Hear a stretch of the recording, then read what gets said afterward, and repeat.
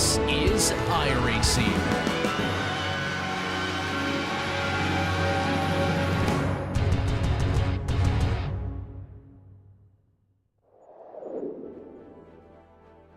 Lédenon might be a bit small and twisty for GT3 cars or high-end open wheelers, but throw the skippies on there and it's an absolute treat. So get ready for a delicious battle as we get ready for round 4 of the Skip Barber Race Series, and you'll see it all live here on the Global SimRacing channel. Hi, I'm Joe Peak, and with me in the booth is Craig King. Behind the scenes is our director, Christian Duploy, and he's using cameras provided by Dougie Beard. Craig, I honestly like this track because as tough as it is, it presents a pretty unique lap. It's a love it or a hate it track. Look at the elevation changes. That's going to be good. If you know Portimao, imagine Portimao, but counterclockwise, as we'll get into that later. Exactly, and being more of a club track here in France, most of our viewers might not know this place as well, so let's head to our track guide. Welcome to Circuit de Lédenon. Located in the south of France, close to the Mediterranean, this is a relatively small circuit that packs a lot of action. The elevation changes are dramatic, and with 15 corners over a mere 2 miles, or about 3 kilometers, you're never not busy behind the wheel. GT cars, touring cars, and lower-level open-wheelers are the main staple of this place, with it being just a bit too short and twisty for anything bigger. The opening of the lap gives a false impression of what you're about to tackle. A long front straight blends into a 3-apex sweeping left-hander called triple gauche. But from there on, you're fighting your way around a myriad of hairpins that guide you up and down a natural valley that cuts through the circuit. Perhaps the most frightening is Cuvette, in which you pick up speed plunging down a steep hill and slaloming between a series of kinks. It all culminates in the left-hander forcing you to stomp the brakes while trying to line it up correctly. Then, on the way out, if you get a poor exit, the monstrous climb up to the finish line punishes you severely. Having been built, owned, and run by the same family since it was created in the early 70s, there's nothing quite like it elsewhere in the country, and maybe even the world. No wonder it continues to draw French fans in and year out. Taking a look at the overview really shows how technical of a track this is, Craig.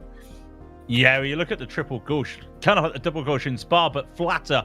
It's a real good start to the track, but then everything is practically downhill. You look at Villars-de-Pont, that is a great little downhill. A lot of hard braking points that the drivers will have to go through. The interesting part of this track, I feel, is there at 8 and 9, because once you get there, you are on a banking. A reverse Brands hatch banking, if you know what it's like at Hill Corner. You're basically tilted on and turning uphill to the right for turn 9. That is also going to be tough on the balance of the car. And then down into turn 14, it is all downhill. A little bit of a tight chicane there, which Herman in the last race tried to make a move on Alan Miles. It's too tight, and then back uphill. Balance of the car today, Joe, will be important. These cars rely on that weight balance, but the transfer is going to be tough, because you don't really use the brakes around here. It's more of a lift at the throttle for some of these corners. Yeah, especially into triple gauche there at the start. Trying to find your way into that corner, I think, is going to be a real test to see who has got that one nailed down. As for today's race, of course, if we take a look at the race details, we got our pretty standard format for this one. Only 15 laps, despite it not being that long of a lap around here. It is round 4 out of 12. It is open setup, and like you heard mentioned by Craig, you want to try and get it nice and balanced feeling, as the lift throttle oversteer is a major aspect of this car. They have a spare car waiting for them if they get too much damage, but because there are no scheduled pit stops, it's really going to compromise your race if you have to go and get that standing start. And if you have too many incident points, you will be disqualified at 17. So keep it within the limits, especially considering there's a lot of paved runoff around here, and drivers are going to find themselves just going over those edges pretty easily around some of the blind corners at this circuit. I believe we're probably getting into qualifying here shortly. Considering how tough it is to try and make passes, I have to imagine that qualifying position going to be a real big part of today's race. Yeah, it's going to be a big part of it. You see the drivers starting to go over the hill to make their first times You get to see the very interesting triple gauche here as they come around, and there you can take onto that quick left-hander. And then it is another left-hander. Think of it like miss, hit, miss, apart from it's hit, hit, and then misses. The number 2 car, Mella, comes around and then up the hill. And this is an interesting thing. You talk about the paved runoffs here, Joe. Just look how much of the track you can go into. Here comes the Vero de Pont, which, of course, the bridge corner, as you would know, at Le Mans, then back up the hill. When they say roller coaster, they mean it. And that's where I say this is basically, well, it's basically Portimao, but in counterclockwise. Yeah, you can see how steep it is on some of these turns, and here's some more of those rather blind apexes that you have to know exactly where you're going. This one I find interesting, downhill plunge through here all the way until you get to the compression at Cavalet, and then you're having to try and carry the speed. That is, I think, another fascinating part. These cars not very powerful, so being able to carry that momentum, I think, is going to be a trick a lot of drivers are going to have learned for this track. Yeah, not many drivers have been able to get time in the seat for this week. Not a very popular track, and I can understand it's a very tough track to learn when you look at it. But here comes the interesting bit down here into the chicane, but you're braking. Well, it's a chicane by name because it's a quick left-right, as Murray Walker would once say, but then back up the hill. You say it's going to be tough about the cornering. I feel the interesting thing is actually keeping the speed, because look how steep they have to climb a hill. I'd almost say that's as steep as the hill as Eau Rouge and Raidillon. Yeah, I agree. And that's kind of what I was alluding to, is just carrying that momentum, because it's going to be so important since you don't have the grunt underneath you to try and make up for that loss of speed. Anybody who can get it fast off the turns is going to be at a big advantage at trying to make those passes. Mella is our quickest so far at a 1:32.4, about a quarter of a second quicker than Martin at this moment. Vori, who was briefly on the pole, gets shuffled down into third. This is Adam Miles in the meantime, our lone driver, over 10,000 iRating in this one. And of course, naturally, the number 1 on his car is yet to set his first lap time. Won the last time slot. Remember, it's a time slot every hour, being a D series, so you can run these races frequently if you want to get into this fantastic old school open wheel learning car. As Miles looked maybe a little bit wide there on the exit, but now coming down the hill using all the speed, having to get the weight transfer right if he hits the brakes for this little moment there, and into Gavette he goes, using all the runoff and making sure he fills those rumble strips as he goes over. Needs to find a good time. He was pole position last time by. Is he going to be pole position? He wasn't pole last broadcast last week, and at the moment he's got it back. Up with a 32.3, 0.131 quicker than Mella.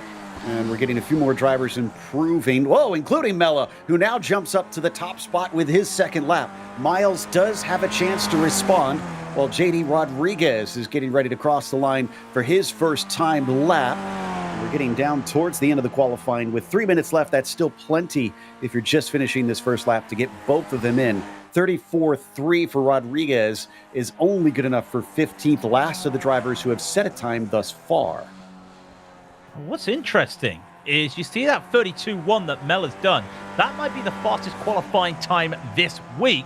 Adam Miles last time by, as Martin now goes into P2, he can only manage a 1:32.024, but he also had an invalid second lap, so it's going to be tough for him to really make it. Josephine Becker also trying to get on there. We've got a 20-car field today. Strength of field, 4,597. It's not as strong as the strength of field as last week, though, Joe. But I feel like it's still a very strong strength of field. When you get into 4.5 range, you're talking about a really tough field. Second lap for Miles, and he's all the way down to third now at this stage. Is this going to be enough improvement? I'm showing half a second up on his last lap, which is going to be massive over Mella. If this proves to be true, he'll cross the line, and it's a 31.9, the only driver to break 1:32. He is going to be 2/10 ahead of the next nearest car. Philip Burke currently sitting in ninth on his second lap. Becker, I think she did get a lap in. No, she did not. So she's going to have to start from the back of the field. Looks like Gonzalez and Ballart as well, unable to set a time so far, and going to be starting at the back of today's running order at the green flag. Philip Burke now coming around to try and improve on his 32.9. Yeah, trying to come around. Miles, by the way, that's the fastest qualifying lap this week. And I know it's only Thursday, so that lap could still be improved. But the only driver, to get into the 31s during qualifying. Miller actually had a faster qualifying time earlier this week with a 32.091. So there is still pace out there as well. Philip Burke will be coming across the line, hopefully able to get some time up there because it's not the best out there. And that's a good improvement. It's still 7/10 slower than Miles, just to show the skill difference, but it's good enough for P5 as David Kennedy will be one of the last men, or the last drivers to set a lap time. And going slow, I think he may have had a slowdown. Let's see. He'll cross the line, and it's a 33.2. So that will improve him up into 11th. It did count, so he did not get the slowdown on that one. And that will set our starting grid for today's race, which might wind up being very, very important. Adam Miles on the pole, Mella next to him on that front row. Martin starting from third. Guardia will be P4. Philip Burke eventually working his way into fifth on his qualifying will be flanked by Tim Birdie. Row 4 sees Vori and Sanchez there in 7th and 8th. Then it's Martinez starting from 9th with Jeff Randall in P10. We come to the second page, and we've got David Kennedy, the Scot, in 11th.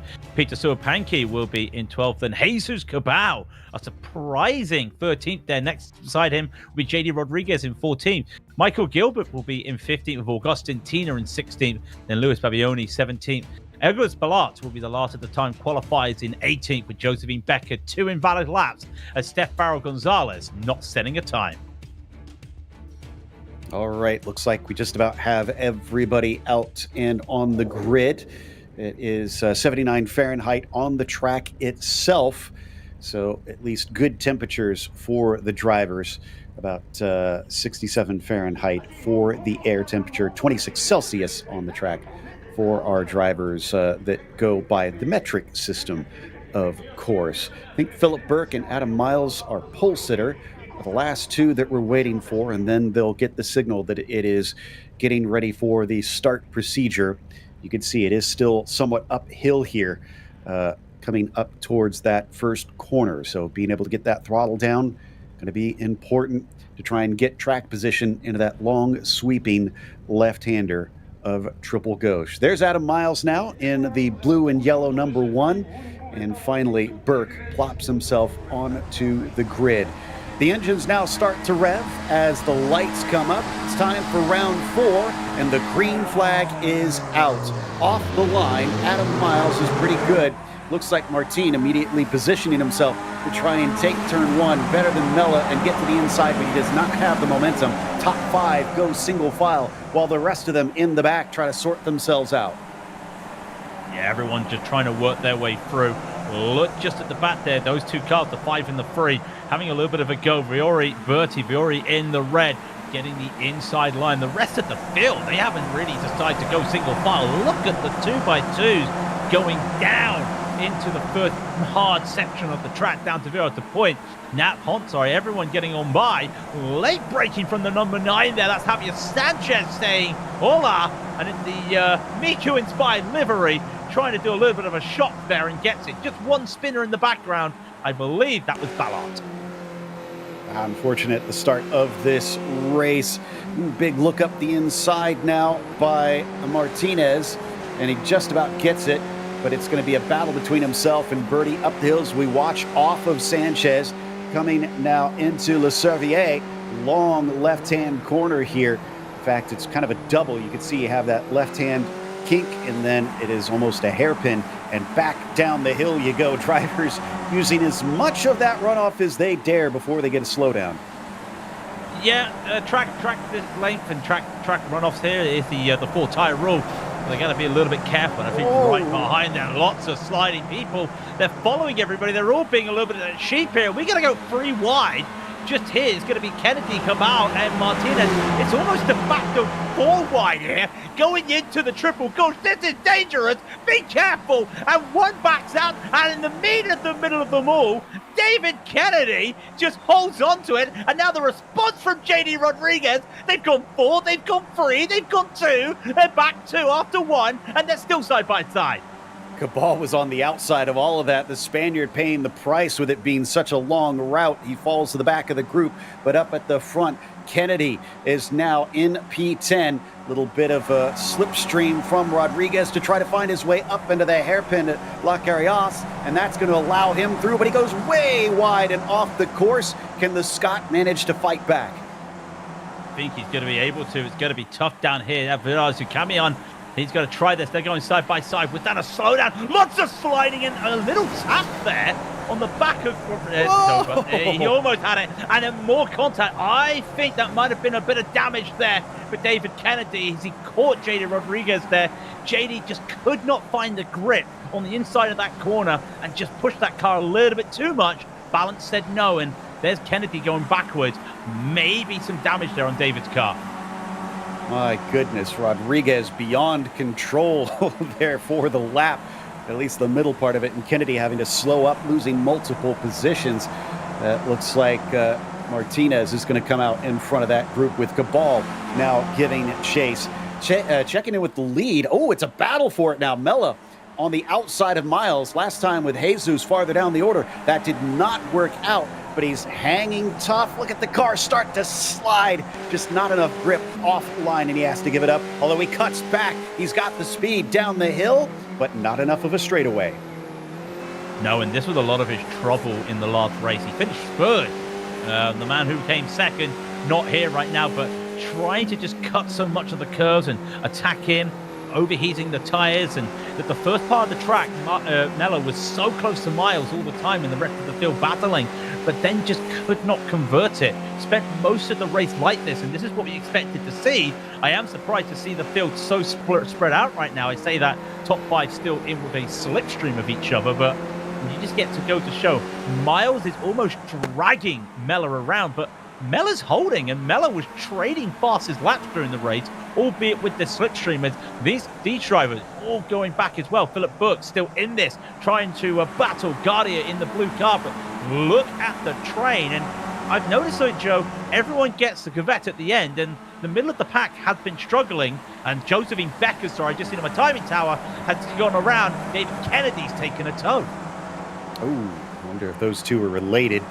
Yeah, these 4, I think we could say, have pretty much caught up. They're starting to get close enough, and if we have another side-by-side battle, which it looks like we will, they're going to continue to gain ground. This time, it's much farther alongside as Jose has his nose ahead, but again, it's the longer distance, and as he slides onto the rumble strips, this time he's going to have to give it up. Back down they go, and Martin about half a second behind them, pulling along Guardia, Burke, and Vuori. If you notice an interesting thing as they go through the triple gauche is you've got the car, it's almost an anti-camber there. It's almost an inverse camber because the wider line is downhill and lower. So think of it as that infamous turn 8 at Interlagos there. It's kind of got that feeling to it. So going around for Mella, around the outside, works for the middle, but then when that car's got to go up the hill, it's just struggling there as the flat line is the inside line. So again, having issues out there, especially there through Calais. So he's now dragged everybody back in here, and Mella is probably now going to be the cork in the champagne bottle. I can't believe we're saying that when it's the number 2 car. Yeah, I think his struggle trying to get by in the side-by-side battling is really what's causing it. But this time, this lap is not very good from Miles, or from Mella, rather. And Miles has started to run away as we've got a replay. I wonder if this is with Becker and potentially Kennedy. Yeah, that looks like Kennedy in there. And, contact as Kennedy gets into the back of Becker, and both of them wind up facing the wrong way in the gravel. Yeah, I think Kennedy was taking a different line. Becker probably not in the right line, probably had a little bit of a moment out there, put her on the wrong line of the track, and Kennedy was taking a wider line, and it's almost like he was taking the over-unders, as that can happen as we're watching JD Rodriguez in the picture-in-picture battling Sua Panky as we see the leaders, the top 6 all there. And in fact, Burke's had a little bit of a moment out there, and he's going to go side by side with Yuri. They're touching wheels out there, and Around the outside, they'll go to Survey, and just holds on to it. Burke, going to be careful, though, because that's a quick corner complex there. You make a mistake at Cavallette, and you've got to make sure you've got that inside line to hold on to the next corner.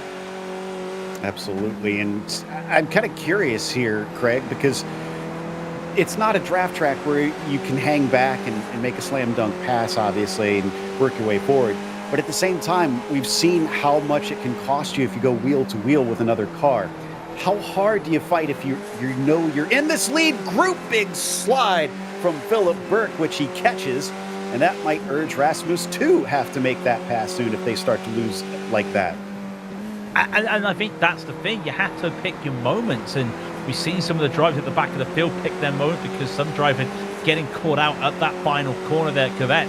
So I wonder if that's an opportunity for drivers to make some moves, and maybe the top four happy enough to stay where they are because they know they're close enough. They're still there. Mella going faster and continues going faster and is trying to look for it, but Fiore can't get close. Remember, Fiore is a man that is used to draft tracks here. This is that slide from Burke, the counter steering.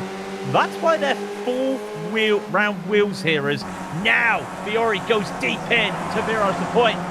And gets it stuck. Can't get the overlap, and I think that was definitely a look. We need to catch up move. Yeah, and you're not quick enough. You're making too many mistakes. Sanchez now joining it, so top 7 all within 3 seconds of one another on what is a track that is very tough to overtake. And clearly there's a few that are eager enough to try and get aggressive and make the moves. But Mella needs to get a little bit closer here to try and attack on Miles. And now that they've got about 3/4 of a second back to Martin, does that mean he's now got better chances to try and go on the offensive once again? I think it does. I don't think that...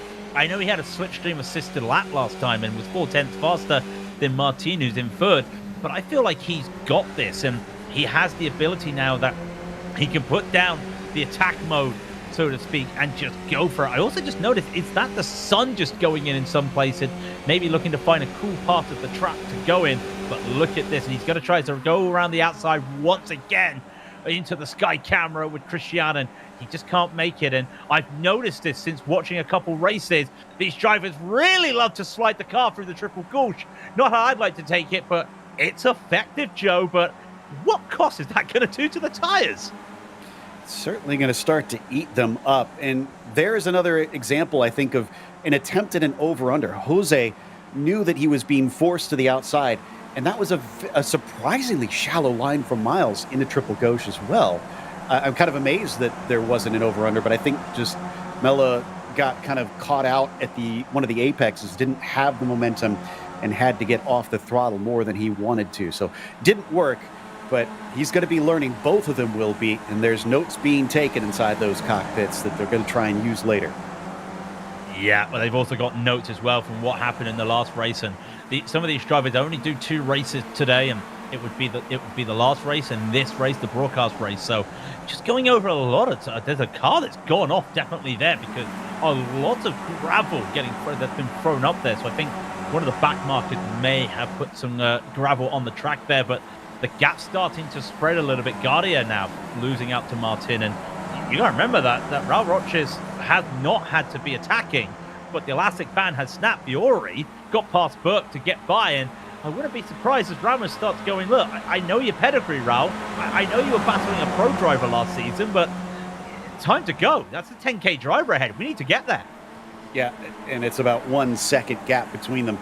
There's Martin once again showing how quick he's moving as he sets another fastest lap of the race. Is it going from 7 to 3 now up at the front? Philip Burke would like that spot back from Rasmus, and coming down into Pont, he's going to send it up the inside, elbow his rival out of the way, and Rasmus is not willing to give up that easily. He keeps a little bit of an overlap, but he does not have the speed. It's another hairpin back-to-back up through Locardias, and that is going to force him to have to go defensive instead, because that is now Sanchez on the attack.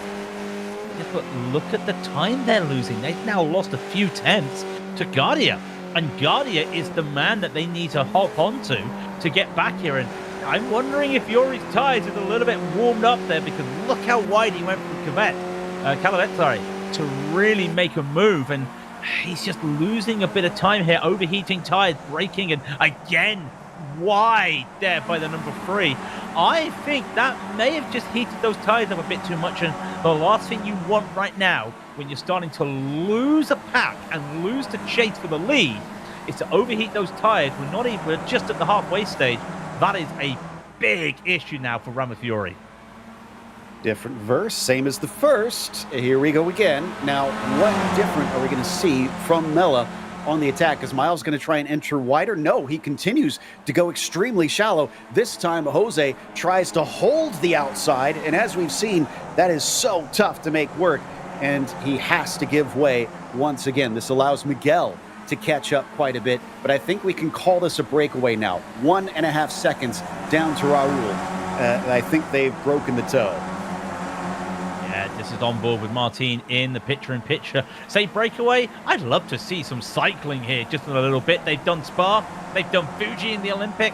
Why not come down here to Lédenon during the Tour? Would be interesting with this here, and you can see this is the breakaway group, as we say. We always like to say peloton terms in motor racing like this on a draft track. Well, on a draft type of car, sorry, with the Skip Barbers, they are. So interesting, it's now 3 cars on their own, and I wonder what role does Miguel Martin have in this battle?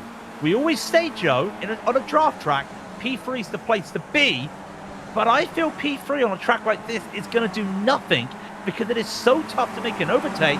Adam realizes it, and that's why he's forced Mella to go around the outside of triple caution.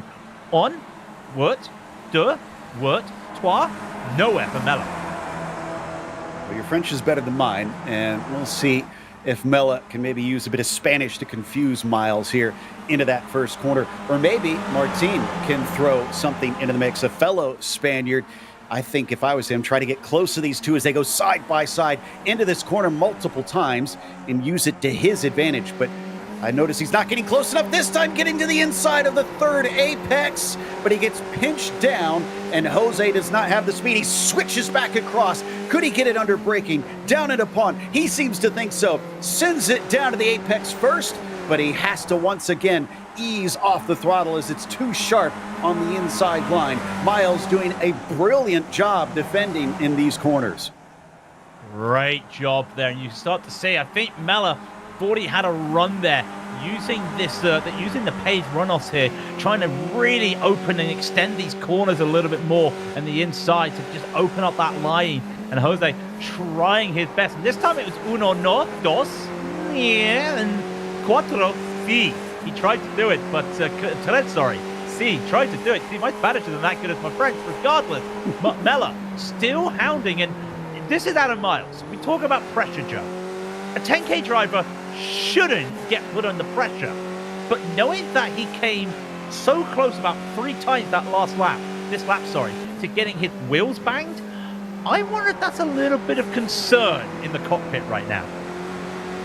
Okay, was this a better run from Miguel, third in line there? I don't think so, and part of it, I think, is Mella just is so much closer to Miles. He's feeling more of the slipstream, forcing him to go as shallow as he can into that corner, not going wide until the very last.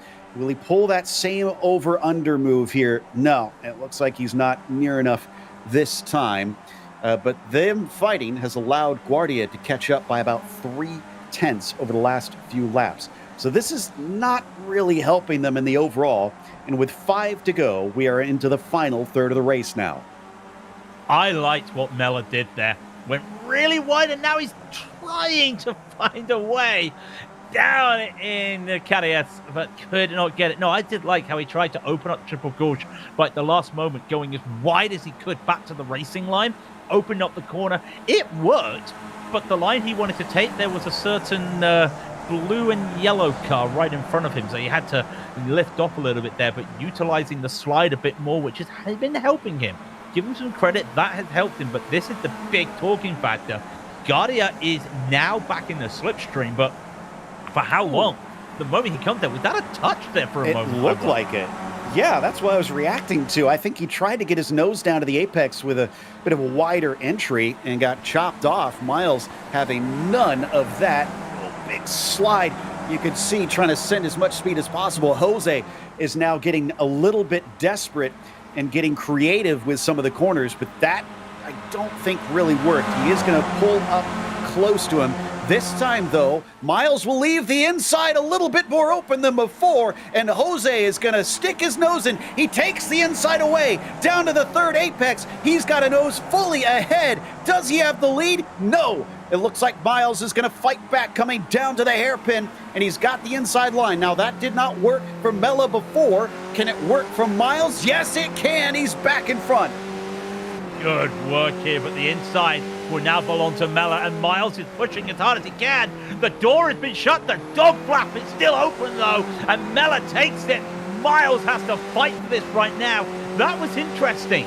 I think Miles wanted to cover off at the last possible moment without it being a block, and it did not work. And Mella, true, being aggressive as he can, progressive and respectful, but Mella takes that lead. But now he's got to try and defend, and he may have all these ways of attacking, Joe, but attack is not the best form of defense when you've got to deal with a triple gauche. Miles mistaking this French track for an Irish one. That was a massive pinch that he had down into the hairpin, and it did not work. I'm kind of amazed they didn't run into one another with how shallow they both were into the corner. But now he's in the reverse roll. What's this going to look like? And he's a lot closer. In fact, I think he got a good enough run. He doesn't even need the slipstream. He's got more speed, and he's got the inside before they even get to the start-finish line. But what does Miguel do? And now they've also been caught by the four behind them. Into the corner. Miles is your leader, almost making contact with the number 2 car, and as shortly as he had the lead, it is once again back in the hands of the 10K iRating driver. And I'll tell you the important thing, Joe, the start-finish line is almost 3/4 of the way. He's made a mistake going into the bridge, and this is now going to open up Martin, and they're almost going 2 by 2 for a moment, and he has got the inside.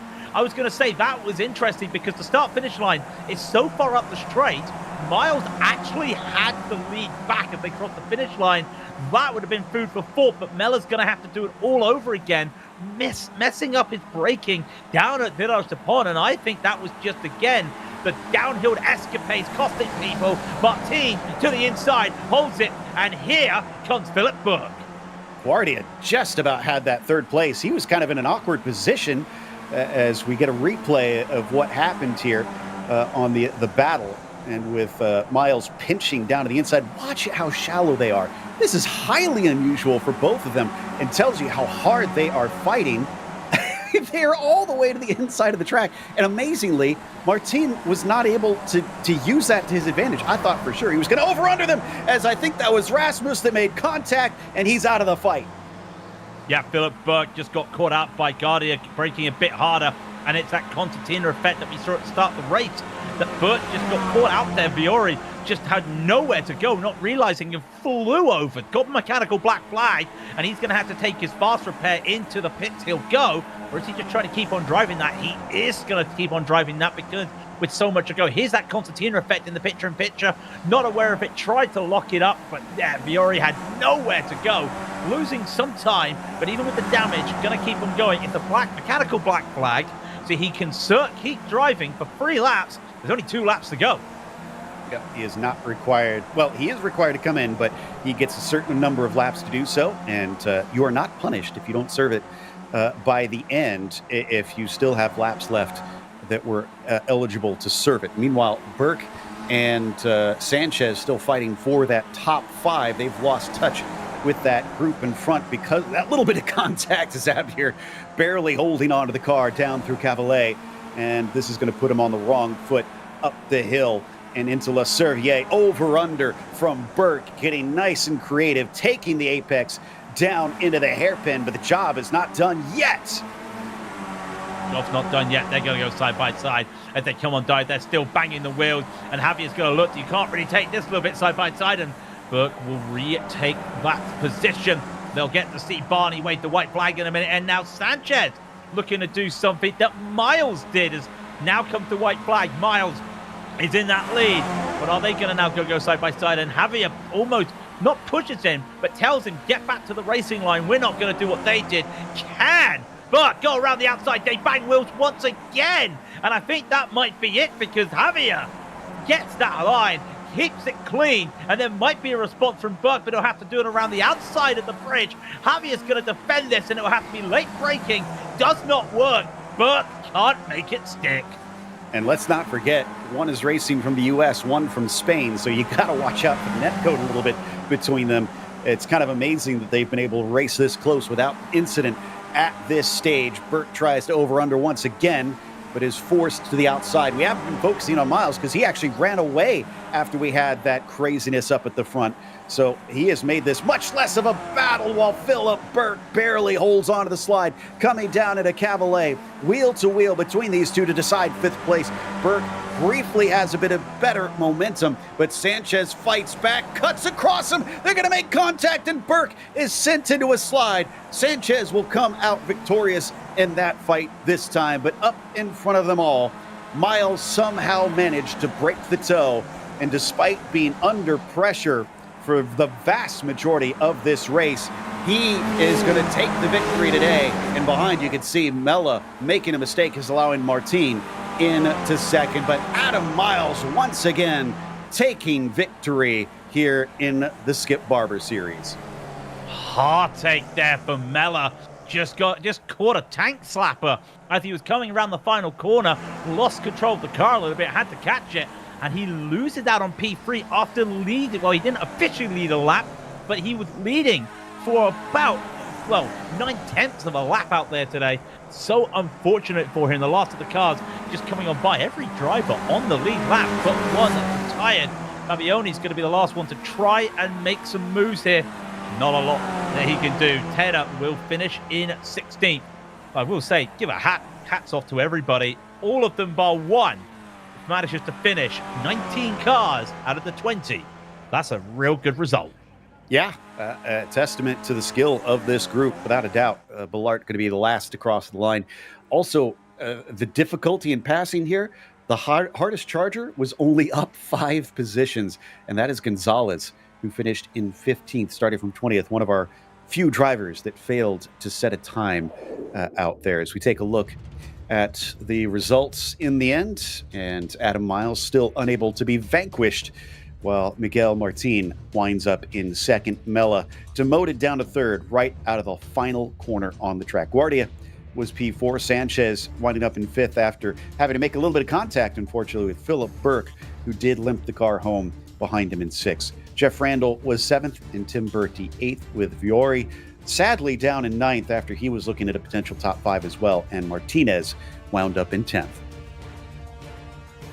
Well, JD Rodriguez will be up 3 places to 11th, and Jesus Cabal will be in 12th. Peter Suapanki will finish in that unlucky 13th. Michael Gilbert up into 1 to 14th. The hard charger, Steph Gonzalez, started at the back with no time, up into 15th, but we talked about Augustin Tina just finishes off Fabione there, 16th and 17th respectively. Josephine Becker had a good start, got caught out in a crash with David Kennedy, will unfortunately finish in 18th. Ballard will be 19th, the last driver still going, as David Kennedy, after that little incident with Josephine, took an early retirement and an early day back into the garage. Well, it was not an early retirement. It was another victory for Adam Miles, and managed to hold off a couple of drivers who looked very eager to get by. Adam, that run down into turn 1 looked to be a bit scary with how shallow you had to come into the corner. I mean, how did you manage to keep him behind, even though you were so close to the inside coming into the triple apexer? Yeah, it's a really difficult track to get a pass done. I knew I couldn't give Jose any more than 90% of a car width, otherwise he'd try and slip down the inside into T1, but there's just not a lot of grip on the outside, and particularly that almost third apex, you really do need to be on the outside, on the inside. So as best I could, I just tried to hug the inside, and he made a good go of it around the outside on a couple of occasions, but it's a really difficult move to pull off. I mean, how important do you feel like the pole that you got here was today? Was that the deciding factor for the win, having that track position? Or is it more down to the aggressiveness like we saw out of Jose? I mean, I think pole it's not quite Monaco, but it's probably 90% of the job here. I mean, I did, of course, drop back to P2 for almost a lap. But Jose, I think, made a mistake coming out the last corner, and I managed to get my car on the left-hand side again, which was the favoured side. So, yeah, it was most of the job, but I still had to undo my, I guess, small mistake. He managed to, what was it, turn 6? I think he managed to send it down the inside of the hairpin. I thought I'd covered it off, but obviously I hadn't. So, yeah, full credit to Jose. I always love racing him, and yeah, looking forward to next week. Well, this track is kind of known for not being as popular, but now that it's been made a free track for all iRacers, obviously it's more able to be used. What are your thoughts on it with the Skip Barber? Because frankly, I like seeing it used with these kind of lower powered cars.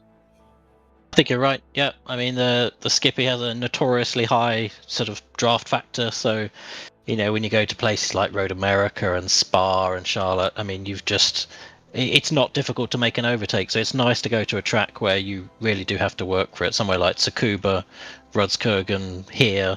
There's a handful of tracks where you are really made to work for a pass. So I think I enjoy it. I'm sure the other drivers do. It's just a shame that not more people turn out for it week in, week out. Well, based on the racing we saw today, I hope that inspires a few people to give it another shot. And again, congratulations. That was an impressive job fighting for that win. Great. Thanks a lot.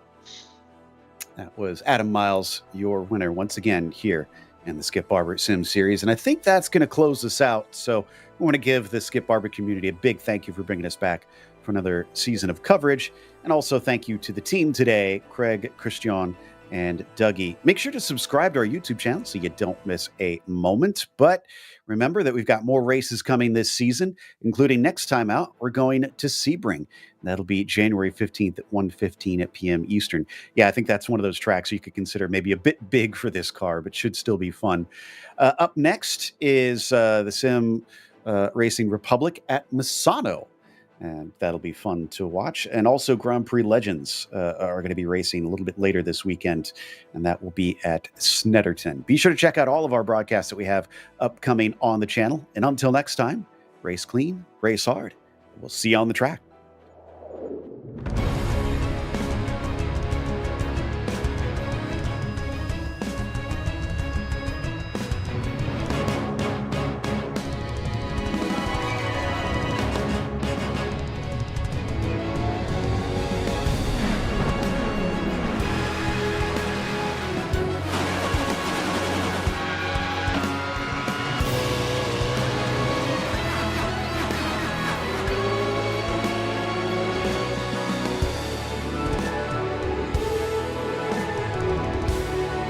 This is iRacing.